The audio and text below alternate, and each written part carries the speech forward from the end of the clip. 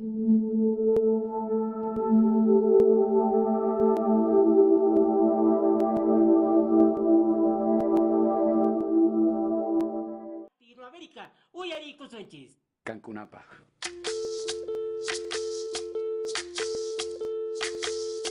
Soy, soy lo que dejaron, soy toda la sobra de lo que se robaron. Un pueblo escondido en la cima, mi piel es de cuero, por eso aguanta cualquier clima. Mi nombre es Jair Zabaleta Rocha, yo tengo 26 años cumplidos. Mis hobbies me gusta mucho nadar, es lo que más disfruto de hacer, deporte por ejemplo. Me gusta leer y convivir con mis amigos, es lo que más disfruto.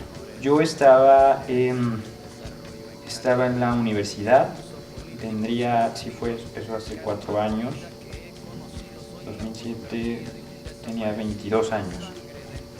Y bueno, estaba en la universidad y creo que era un rollo como de la salud, la atención a la salud, la cuestión del VIH al menos, era un tanto ajena, es decir, sabía que existía, sabía que bueno, eventualmente uno tenía que hacerse la prueba, ¿no? Que era lo ideal, que había amigos que ya se la habían hecho, pero como que yo me sentía, ya sabes, este rollo de no me tiene por qué pasar a mí, no tengo por qué hacerme una prueba, en fin. De hecho fue una situación muy curiosa. Uno de mis mejores amigos lo invitan a un proyecto en Cuernavaca, un proyecto de salud pública. Bueno, pues no estaría mal checarse.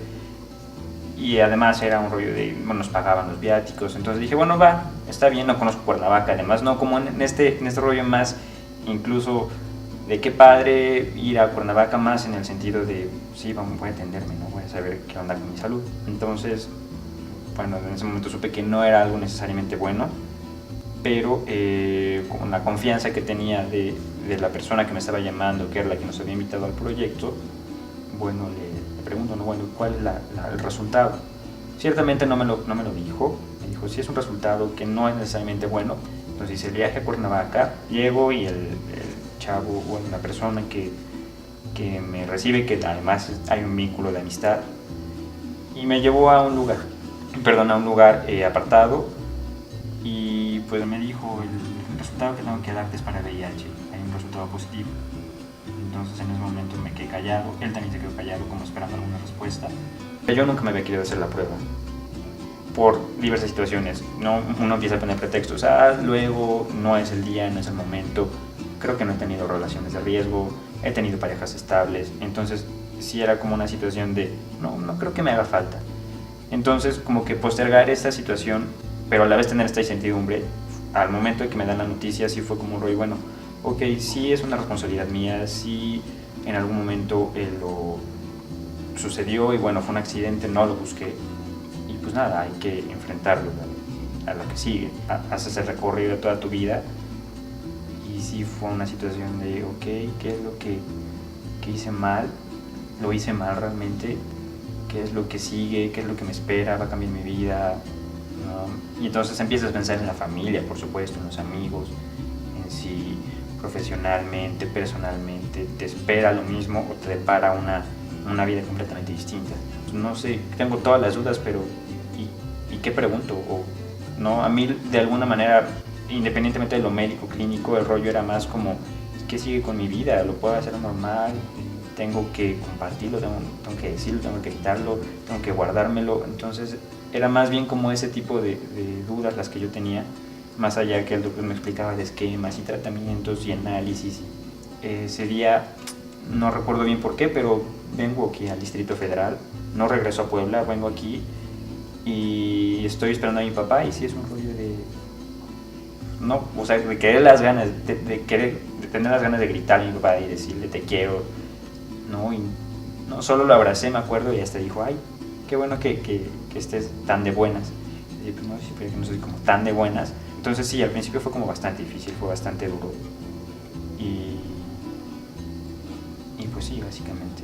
Hoy día, por ejemplo, creo que hay, dentro de los muchos factores, a lo mejor en mi caso, el que me llevó a ser como más vulnerable a infectarme por VIH, yo creo que son de repente factores que no la gente o las personas no llegamos a dimensionar, ¿no? El enamoramiento, por ejemplo, el hecho de de creer que por estar con una pareja tienes, pues, y sin tener como herramientas sólidas para decir, bueno, vamos a tener relaciones sin protección, porque, bueno, ya te hiciste la prueba, porque yo ya me la hice, porque nunca has tenido una infección de transmisión sexual, ¿no? Entonces, como que sin ese contexto, decidir que, bueno, ¿por qué no tener relaciones sin protección? Porque ella es mi pareja de cierto tiempo, ¿no? Entonces, eso, al menos para mí, creo que son las situaciones que vulnerabilizan, ¿no? De alguna manera, la confianza en que tengas contigo mismo para reconocer que has estado en situaciones de riesgo previas sin haberte hecho una prueba de VIH, y la confianza que tengas con tu pareja, ya sea estable, ya ni siquiera digas parejas ocasionales, ¿no? Que eso ya representa un riesgo más latente, justo porque no tienes todo el contexto previo de que convives con una persona, sabes si su estado de salud se ha visto mermado últimamente, en fin, otro tipo de factores. Entonces,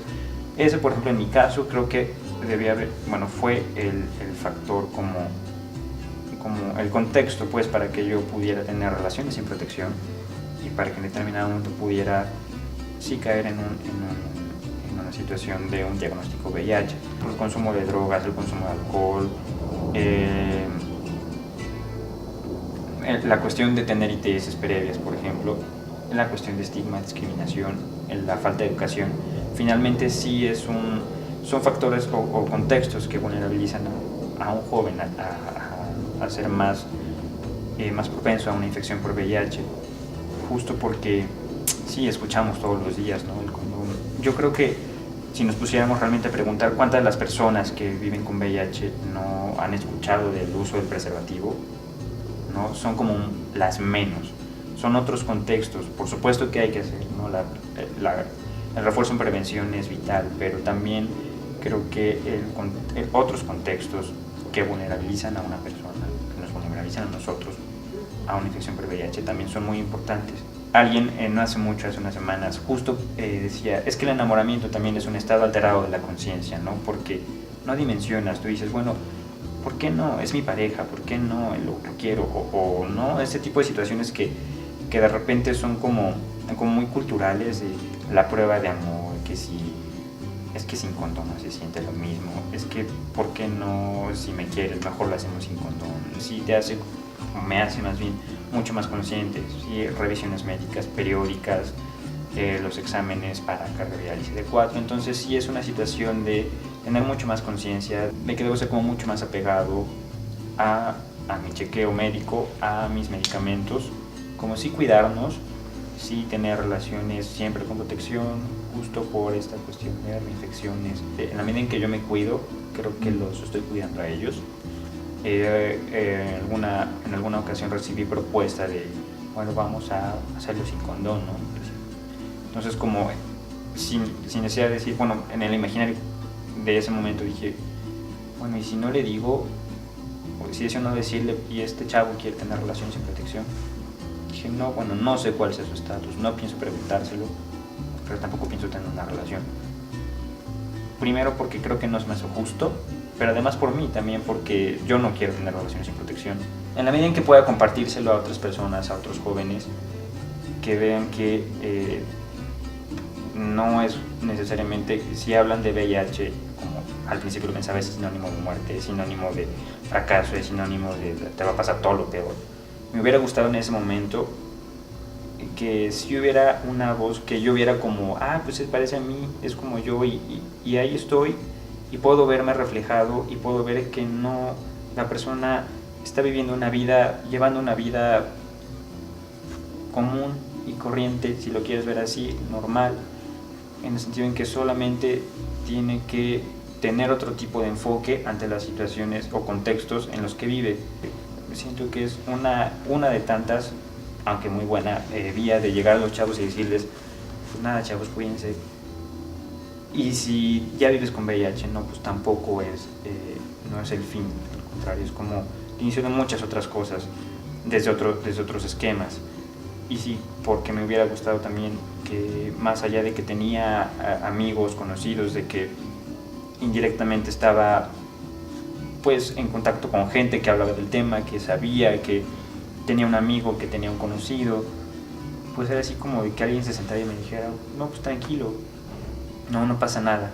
Es una gran labor, porque aunque sea una persona que pueda no vivir con VIH, es una persona que no tendría que preocuparse por todo esto, ¿no? No, a veces no hay necesidad de complicarnos tanto la vida, y pues eso básicamente.